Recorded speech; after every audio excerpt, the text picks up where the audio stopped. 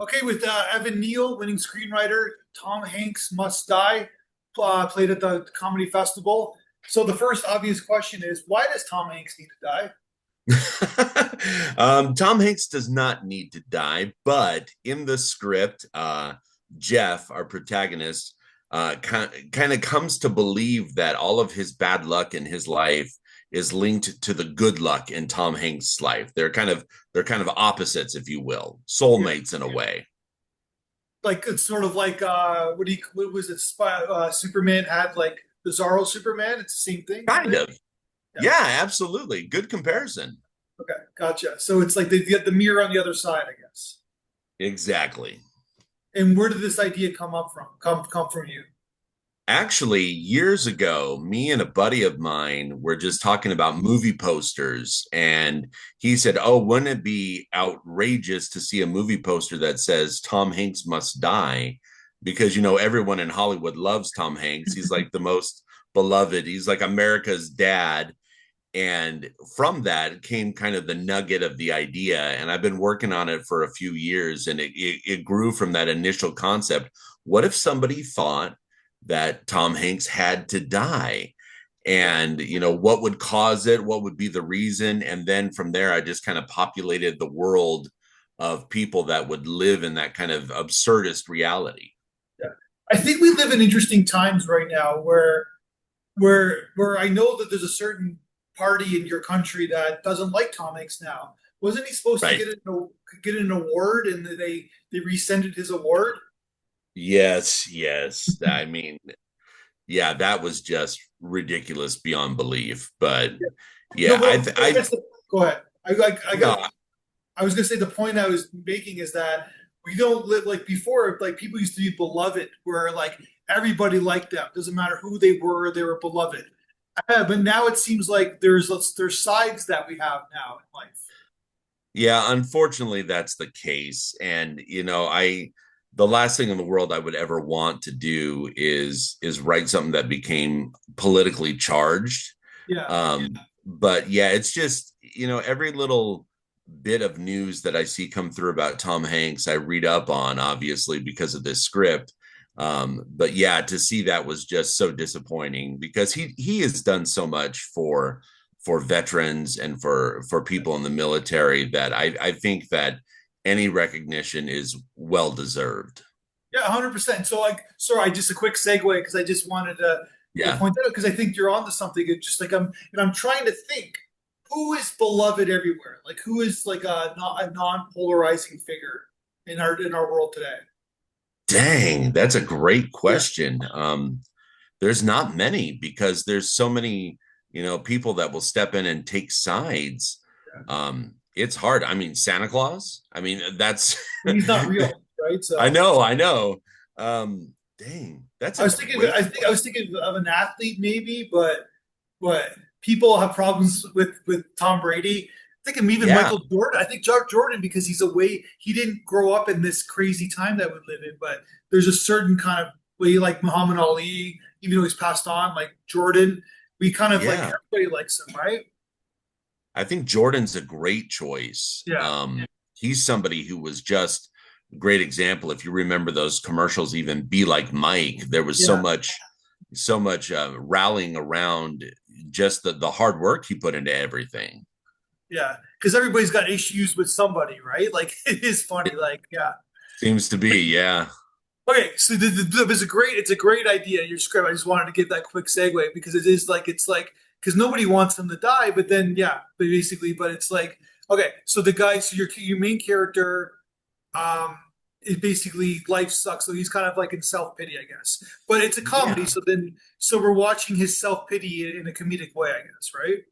Yeah, absolutely. So the Yeah, idea is, always they say that comedy is tragedy from a distance. yeah, And as an audience member, even as a reader of the script, you can watch Jeff and you can see how he's navigating life and just feel sorry for the guy, but yet there's still that hint of comedy because of how he's approaching things. Any rational human being would probably not do the things that he's doing, but as the script goes along, he actually starts kind of recruiting people to his cause to come along with Yeah. him, and it just ends up becoming almost a wild road trip to get from where he starts off all the way over to Hollywood and try to track down Tom Hanks. As difficult as that might be in real life, there's just kind of cosmic circumstances that allow him to get closer and closer to Tom Hanks.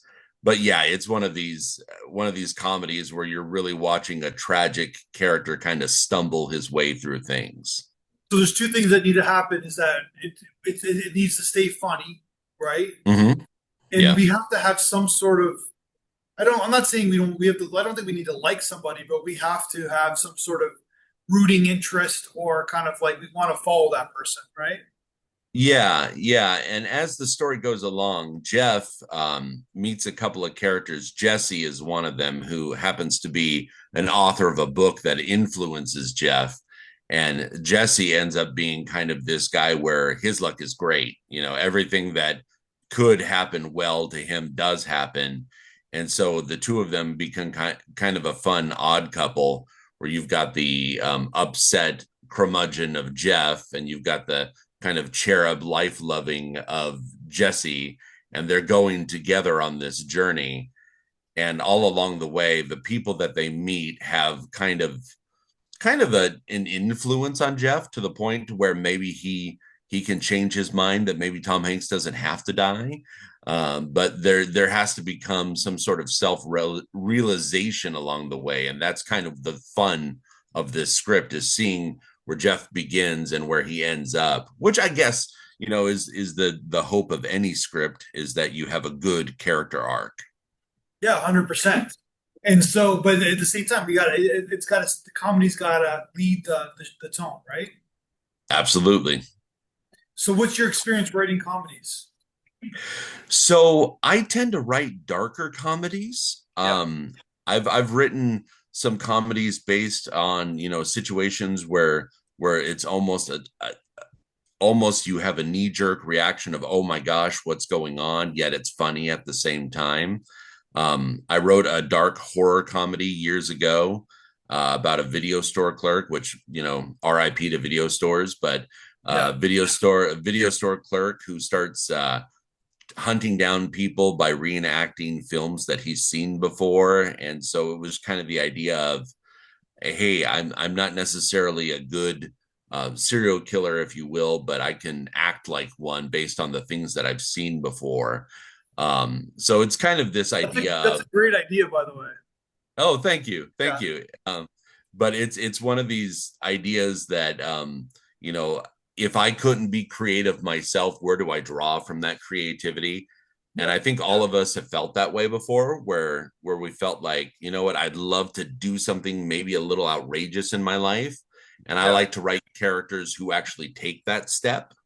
And then we can step back and laugh at them stumbling through all of that. yeah. So you don't do yourself then, I guess. To a degree. So I'm this is the best way I like to put it. I'm kind of a big guy. I'm 6'4". I've always been a big man. And when I went to college on a theater scholarship. And it was so funny because I'd come across people and I'd say, yeah, I'm here on scholarship. And they say, oh, football. And I'd be like, oh, no, I don't play football. I'm in theater. And the reaction I got from people all the time was hysterical because I guess physically I look like I should be a football player Yeah, and maybe I have that kind of demeanor. But I was pursuing the arts and I was always the odd choice because it was a sensation of maybe I'm not the right person to be in this role, but I'm going to go for it anyways. And I found success in that arena. So I have kind of that perspective when I write characters of maybe they don't look a certain way, maybe they don't act a certain way, but they can be heroic or they can be horrific or they can take on traits that you wouldn't expect, kind of the unexpected. gotcha. And so that's interesting. So did you get upset when people kind of like pigeonholed you and stereotyped you with your because your height? Maybe at the beginning, Yeah, I did, but after a while, you kind of get used to it, and it kind of can be fun to play against type. and kind of disprove those stereotypes that people have. Yeah. And how did the theater scholars this theater school go? Arizona State, right? Yeah, well, first I went to a small community college called Eastern Arizona College, Okay. and I'll be honest, I had more fun than I should have I when I think went that to you're school supposed to. there. I think that's Right, what kids are right, missing, right? Kids are missing that right now. I was just being interviewed with a university journalism student. It's like, I don't think this guy's having any fun. right, right. I So had a blast, yeah, but then I kind of quit college. I entered the workforce. yeah. I worked for corporate America for a while, but then in my 30s I went back to college, and I went to Arizona State University, and I really kind of buckled down. And then I had the dual, I guess, against type scenario where I was a big Yeah. man and I was Older. older in life. But it went well. I completed my degree in theater and I got my master's in education. So it's really been a fun journey for me. Did you act at all? Like, or were you acting in? Yeah, Oh, yeah, yeah. absolutely. Yeah. As a matter of fact, my age kind of played to my advantage I because was there gonna was say, yeah, there was several plays where they needed a fatherly or a yeah. grandfatherly figure, and I was able to step in rather easily and do That's what I that. had in And my that's what I had in my mind, right? Like it's like anybody over 30, they look to you, right? yeah. And then on top of that, I kept writing at the same time, and I actually had a stage play performed at ASU as well. So it was a lot of fun. Could this script be a stage play? I think it could. Maybe there's a lot of locations. That would be the only Yeah, difficulty but is you could all the different. minimize that location. But I guess, because yeah, I understand. Yeah, Yeah, yeah, it's more of a quest film. I understand. It's more of a yeah. yeah, your journey somewhere, right? Instead of staying in But one spot. Yeah, there is a lot of dialogue driven yeah, scenes, yeah. so I guess a lot of those scenes could definitely translate to the stage. But you would like to see this made into a film? Absolutely, I would. Actually, my dream would be to somehow get this in front of Tom Hanks himself, Yeah, and not only get him to play himself in the movie, which he's written into the script, yeah. but I would love to see Tom Hanks play the protagonist, Jeff, as well. So a little prosthetics, a little bit of hair work, and have him play the character who's trying to kill himself as well. So I thought that would be the dream. Is that meta? Like, how would you describe? I like that idea a lot. I think it's great. Yeah, I think it would be meta, and we've seen Tom Hanks take on roles where he's done prosthetics or different things before, and kind of done kind of outlandish characters. So I don't think he would necessarily be against the idea, but again, it's that dream of trying to get this in front of him and his people someday. Hey, listen, Charlie Kaufman wrote Being John Malkovich, right? Malkovich, Absolutely. yeah. Malkovich got. You're old enough to remember that. I think it's a fantastic film. So yeah, I love it. Yeah, yeah, that's one that I won't lie, that's been an influence on this script as sure, well. yeah. I had that Absolutely. written down as like I was going to ask you that question. Yeah, so yeah, because even Malkovich, he's fantastic in the film, right? So Oh yeah. yeah, Yeah, and the idea behind this is, if anyone ever reads the script, Tom Hanks plays a realistic version of himself. I don't go outlandish, I don't go overboard with him, yeah, but everything surrounding him is kind of over the top at moments. So it would be great to see him play both roles. yeah. I know that it's a comedy, but what makes it like really strong thematically is that there is an underlying thread here where people do get bitter and they look to, especially in the social media world, and where they see famous people and they're like, oh my God, their life must be so great. They must be Right. so good. And it's And like, how come my life's not great? yeah, you know what? It's funny. I work as a manager of learning and development for a smaller bank, and there's so often I'm able to do these kind of developmental trainings with people, and I found myself, talking to people where they'd say, if I had that role or if I had that life, I would be happy. But I find that it's actually kind of reversed. It's more like, if I were a happy person, I would Yeah, probably find that role or have that life. And you're right. I wrote that into the script as well, is that, people can take the perspective of you're the reason, or look how happy you are because of all of the riches you have and everything else. And it reminds me of something that Jim Carrey said one time. He said, I really wish that everybody got their dreams and became millionaires. And I'm totally butchering the quote, but to the effect, he said, I wish everybody became millionaires so that they discovered that that's not what real happiness is. And I think you're right. I think happiness has to be something that we discover within ourselves. Yeah, but it's funny that you mentioned Jim Carrey because he was always like his famous story is that he wrote a check for $1 million when he Mm-hmm. said he wanted to cash when he was 30 because he thought that that's was gonna make him fulfilled, right? Like being a movie Mm-hmm. star was gonna make him fulfilled. But that's almost like cliche where like it never is what you expect it to be, right? It never is like careful what guy like it's like what's the I'm paraphrasing another butchered line where like careful what dreams you ask for because they might just come true, right? So Yeah, 100%. I yeah, think I think all the time in our lives we start pursuing things, and that's a good to yeah, pursue something yeah, of noble is definitely a good thing. But you course. never want to get wrapped up to it to the degree to where you lose yourself in it. You need to enjoy the journey as much as you would the destination. Yeah. And another thing too is that like I know he has talent, but he worked his butt off to get where he took risks. His career was almost over in the 80s, right? He took chances. It's yeah. So Yeah. yeah, And part of the reason Tom Hanks worked as such a focal point in this script was his journey as well. yeah, You saw him transition from small film to television for a while, and then from television, he, Tom Hanks' career has not always been stellar. It's not been like hit after hit after hit. He's had some stinkers on his hands, and he's had to recover from those and kind of brush himself off and keep moving forward. So yeah. it's Yeah, it was like he was almost done in the late 80s, and then he went on a run, right? It was the baseball movie that Yeah, League basically of Their Own. League of Their Own, and they gave him that role, and it wasn't designed for him. They didn't even want him to do it, right? Right. Because it had an edge to it, right? And that character, it was a comedy, but it had an edge to him. He's an alcoholic. Mhm. He was upset. He was like they didn't see him in that role, right? Right.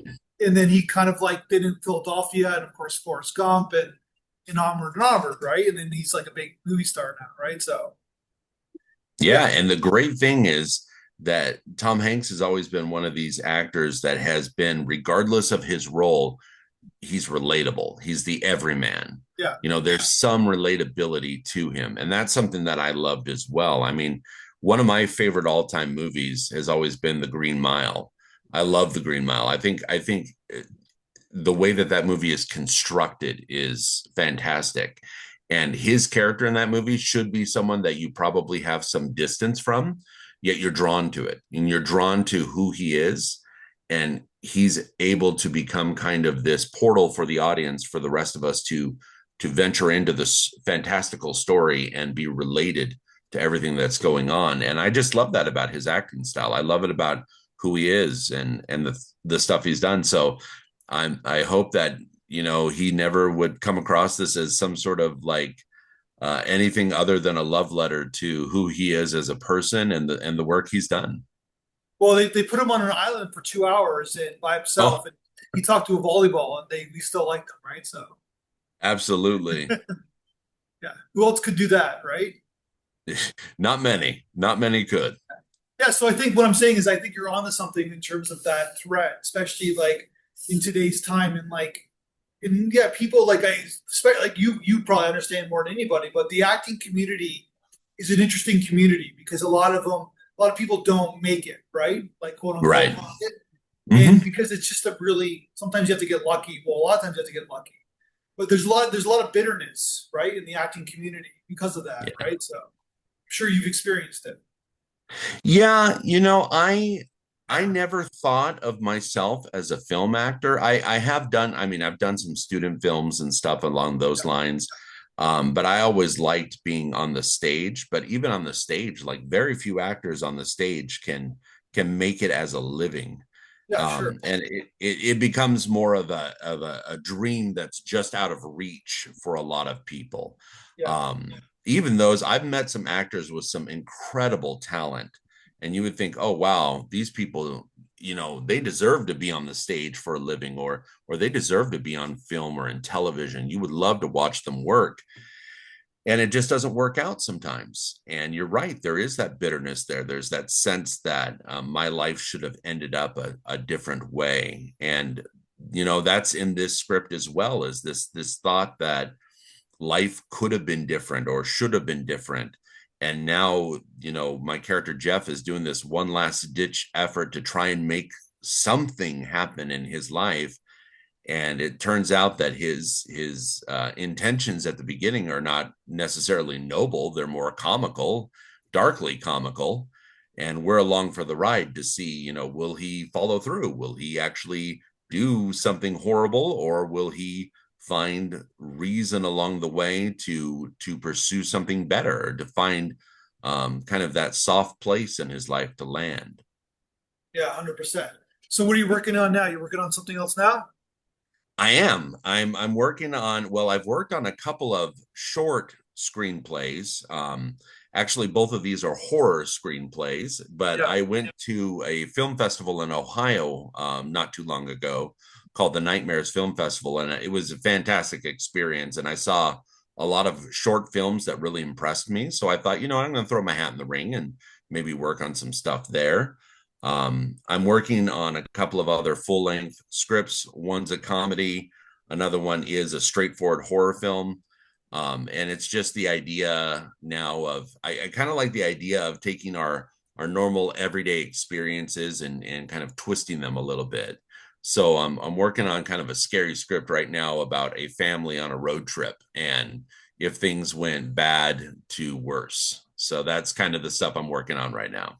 Cool. So you're gonna keep you like you love writing, I guess. I'm assuming you just love that. Yeah. Yeah. In your Yeah, family, man. writing. I am a family man. I'm married. I've got two kids. My daughter just did something very impressive. I've got a 14-year-old daughter and a 12-year-old son.